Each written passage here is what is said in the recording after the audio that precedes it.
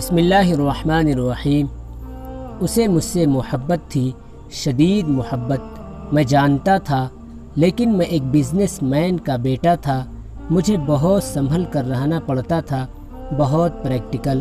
لیکن آپ کو سچ بتاؤں تو میں خود اسے بچوں کی طرح چاہتا تھا۔ مجھے وہ بہت پیاری اور معصوم لگتی تھی، جیسے کوئی حور۔ وہ تھی ہی اتنی خوبصورت کہ ماما نے میرے کہنے سے پہلے ہی اسے میرے لیے پسند کر لیا تھا، اور اس میں کوئی دقت بھی پیش نہیں آئی، کیونکہ وہ میری اکلوتی خالہ جان کی اکلوتی بیٹی تھی۔ پاپا کا مجھ پر فل کنٹرول تھا۔ وہ مجھے اپنی نظروں کے سامنے رکھتے، ہر جگہ، ہر میٹنگ میں، ہر ایک بزنس ڈیل میں۔ انہی عورتوں کی کاروبار میں مداخلت یا عورتوں کا کاروبار پر اثر انداز ہونا بالکل پسند نہیں تھا۔ بس حالات کچھ ایسے ہوئے کہ نانو کی طبیعت بہت زیادہ خراب ہو گئی، یہاں تک کہ ایک دن ڈاکٹرز نے انہیں جواب دے دیا، لیکن ان کی زبان پر ایک ہی بات تھی کہ میرے جیتے جی فاخر اور کنول کی شادی کرو۔ تو پھر یوں ہوا کہ نانو کے وارڈ میں گواہوں اور دونوں فیملیز کی موجودگی میں ہمارا نکاح ہو گیا، لیکن رخصتی کے لیے 1 سال کا ٹائم رکھا گیا۔ نکاح ہوتے ہی پاپا مجھے اپنے ساتھ ایک ڈنر پر لے گئے۔ وہاں کچھ خاص لوگ آئے تھے۔ تبھی اچانک پاپا بالکل میرے قریب آئے اور مجھ سے کہا، حور کے چکر میں پاپا اور پاپا کے بزنس سے دور نہ ہو جانا، اور ہنستے ہوئے آگے کی طرف چل دیے۔ میں ابھی سوچ ہی رہا تھا کہ اس کی کال آ گئی۔ میں نے کال اٹھائی تو دوسری طرف سے اس نے دھیمی سی آواز میں سلام کیا۔ میں نے جواب دیا۔ اس نے پوچھا مصروف تو نہیں تھے؟ میں کچھ کہتا اس سے پہلے ہی پاپا نے مجھے جلدی سے اپنی طرف آنے کا اشارہ کیا۔ وہ اپنے پرانے دوست کرنل جنید کے ساتھ کھڑے تھے۔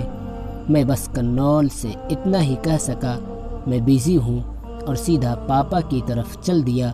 مجھے لگا شاید کنول ناراض ہو گئی ہو، یا پھر اب شاید ہی مجھے کال کرے، لیکن اگلی صبح میں نے اس کا گڈ مارننگ کا میسج دیکھا تو ایک الگ ہی احساس ہوا۔ میں نے اسے کال کی تو اس نے ایسے پک کی جیسے بس میرے ہی انتظار میں ہو۔ سامنے سے سلام ہوا۔ میں نے جواب دیا۔ بہت ہی مشکل سے خود کو قابو میں کر رکھا تھا، نہیں تو میرا دل کر رہا تھا اس سے چیخ چیخ کر کہوں کہ کنول، مجھے تجھ سے محبت ہے، بے انتہا محبت۔ میری خاموشی کو محسوس کرتے ہوئے اس نے دھیمے سے کہا، فاخر، مجھے آپ سے بچپن سے محبت ہے۔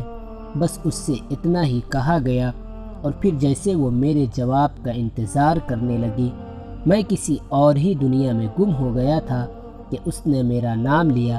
فاخر، کیا ہوا؟ کیا میں آپ کو پسند نہیں؟ میں نے کہا، ہاں، تم اچھی ہو، ہم ساتھ میں خوش رہیں گے۔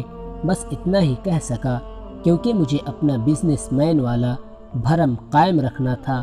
پھر اس کی آواز آئی، آپ کا اچھا کہنا ہی میرے لیے کافی ہے، لیکن آپ اظہار کے معاملے میں دل کھول کر بات نہیں کرتے، بہت کنجوس ہیں آپ اس معاملے میں۔ یہ کہتے ہوئے وہ ہلکے ہلکے ہنس رہی تھی، اور پھر اس نے کال کاٹ دی۔ پھر تقریباً 1 ہفتہ ہماری بات نہیں ہو سکی۔ میں بہت مصروف تھا اور دوسرے شہر میں رکا ہوا تھا، اور پھر نانو کے دنیا سے چلے جانے کی خبر آ گئی۔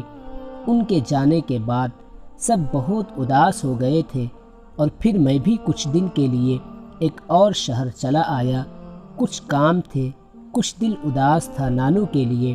ایک دن خالہ جان کی کال آئی۔ سلام دعا کے بعد اس نے کہا کہ تمہاری زوجہ ضد کر رہی ہے کہ وہ ایک جگہ پر درس قرآن اور اسلامی بنیادی اور ضروری مسائل سیکھنا چاہتی ہے، اور وہ جگہ ہمارے گھر سے ذرا دور ہے۔ اب اگر تم اجازت دو تو میں کنول کو اجازت دوں۔ مجھے سن کر بہت خوشی ہوئی کہ میں وہ شخص جس کو جمعہ بھی کبھی کبھی نصیب ہوتا تھا، اس کی بیوی کا مذہب کی طرف رجحان ہونا خوش آئند بات تھی۔ میں نے خالہ سے کہا، ٹھیک ہے، میں خود لے کر جاؤں گا اور ساتھ ہی واپس لاؤں گا۔ پھر 2-4 دن کے بعد جب میں گھر آیا تو اس نے مجھے میسج کیا کہ کل صبح 8 بجے کلاس ہے 1 گھنٹے کی۔ میرے لیے یہ کافی مشکل تھا کیونکہ یہ میرا آفس ٹائم بھی تھا، لیکن میں نے اسے کہا ٹھیک ہے تم تیار رہنا، اور اگلی صبح میں اس کا گھر کے باہر انتظار کر رہا تھا۔ ہمارے یہ دونوں گھر ایک ساتھ ہی تھے کیونکہ میری خالہ میرے چچا کی زوجہ تھی اور چچا بہت جلد ہی اس دنیا سے چلے گئے تھے۔ وہ گھر سے نکلی تو مجھے حیرت کا جھٹکا لگا۔ اس نے عبایا لیا ہوا تھا، سلام کر کے وہ بیٹھ گئی۔ میں نے ڈرائیو شروع کر دی اور اسی دوران اس سے ہنستے ہوئے کہا کہ مجھ سے بھی پردہ۔ اس نے نقاب ہٹایا اور میری طرف مسکرا کر کہا کہ آپ سے نہیں، آپ کے لیے دوسروں سے پردہ۔ وہ لمحہ کیا تھا میں بس محسوس کرتا گیا۔ ایک نور تھا، ایک سادہ محبت تھی۔ وہ ایک بڑا سا بنگلہ تھا، وہاں ایک بزرگ خاتون تھی جو درس دیتی تھی اور کافی چیزیں سکھاتی بھی تھی۔ وہ لوگ مجھے ڈرائنگ روم میں بیٹھا دیتے تھے اور میں اس کے واپس آنے کا انتظار کرتا تھا۔ پاپا میرا 1-2 گھنٹے اس طرح غائب رہنا کافی نوٹ کر رہے تھے اور 1-2 دفعہ انہوں نے مجھے ٹوکا بھی تھا، لیکن انہیں اصل وجہ پتہ نہیں تھی، یہ بس ماما اور خالہ جانتی تھی۔ سب کچھ اسی طرح چل رہا تھا۔ وہ واپسی پر مجھے سارا درس سناتی تھی اور میں بس اسے سنتا رہتا تھا۔ 1-2 دفعہ اس نے کوشش کی کہ میں اس سے اپنی محبت کا اظہار کروں، لیکن میں ٹھہرا۔ بزنس مین جس کا مزاج اونچا ہی رہتا تھا صرف دکھاوے کے لیے، اور پھر ایک دن وہ ہوا جو نہیں ہونا چاہیے تھا، مطلب پاپا کو پتہ چل گیا، اور اس دن وہ گیٹ پر ہی میرا انتظار کر رہے تھے۔ میں نے گاڑی روکی، ہم دونوں باہر نکلے۔ انہوں نے کنول کو دیکھتے ہی کہا میں نے آج ہی ایک ڈرائیور رکھ لیا ہے، آج سے تم یہ ڈرائیوری چھوڑ کر کام پر توجہ دو۔ بس اتنا کہہ کر وہ گھر کی طرف پلٹ گئے۔ کنول نے میری طرف دیکھا اور وہ بھی گھر کی طرف چل دی، اور پھر ہماری روٹین بدل گئی۔ اب وہ ڈرائیور کے ساتھ جانے لگی اور پاپا نے مجھے بہت زیادہ مصروف کر دیا، اتنا مصروف کہ میں 2 مہینوں میں 1 دفعہ اس سے بات کر سکا اور شاید ہی 1-2 دفعہ اس کے گڈ نائٹ کا جواب دے سکا۔ میں پاپا کی راہ پر چل پڑا تھا۔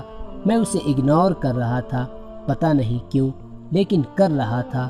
مجھے لگتا تھا سب کچھ ایک جیسا رہے گا، کچھ نہیں بدل سکتا، وہ میری ہے، ایک دن اس نے میرے پاس ہی آنا ہے۔ پھر وہ دن آیا، قیامت جیسا دن۔ مجھے بس اتنا یاد ہے کہ پاپا نے کہا اس کی گاڑی کا ایکسیڈنٹ ہو گیا ہے، ڈرائیور موقع پر ہی جان کی بازی ہار گیا اور اس کی حالت بہت نازک ہے۔ میں ہاسپٹل کیسے پہنچا مجھے کچھ نہیں پتا، میری آنکھوں سے آنسو گر رہے تھے، میں بچوں کی طرح رونے لگا۔ اتنے میں ڈاکٹر کی آواز آئی، فاخر کون ہے؟ جلدی سے اندر آئیں، مریض کے پاس زیادہ ٹائم نہیں ہے۔ میں سنتے ہی اندر کی طرف بھاگا، سامنے دیکھا تو میری کنول ایک مرجھایا ہوا کنول کا پھول لگ رہی تھی۔ میں اس کے پاس پہنچا تو وہ دھیرے دھیرے میرا نام لے رہی تھی۔ میں نے روتے ہوئے کہا کنول، میں نے تمہاری قدر نہیں کی، میں نے تمہیں کھو دیا، تمہارے بعد میں بھی مر جاؤں گا۔ تو اس نے میری طرف دیکھتے ہوئے اٹکتی سانسوں میں کہا تمہیں یاد ہے ایک دفعہ میں نے درس سناتے ہوئے بتایا تھا کہ جنت میں صرف شوہر اور بیوی کا رشتہ ہی باقی رہے گا اور بیوی جنت کی حوروں کی سردار ان سب سے زیادہ حسین ہوگی۔ میں نے اشک بار آنکھوں سے سر ہلاتے ہوئے کہا ہاں مجھے یاد ہے۔ تو اس نے کہا کہ تم نے اس دفعہ مجھے کھو دیا تو تم افسوس مت کرنا، میں تمہیں پھر ملوں گی۔ کلمہ کی آواز کے ساتھ ہی اس کی روح پرواز کر گئی۔ میں فاخر علی آج اس کی قبر کے سرحانے بیٹھا ہوا ہوں اور میری زبان پر ایک ہی جملہ ہے، تم مجھے پھر ملو گی۔ پھر خود سے پوچھتا ہوں کیا تم مجھے پھر ملو گی، اور پھر خود ہی جواب دیتا ہوں ہاں تم مجھے پھر ملو گی انشاءاللہ۔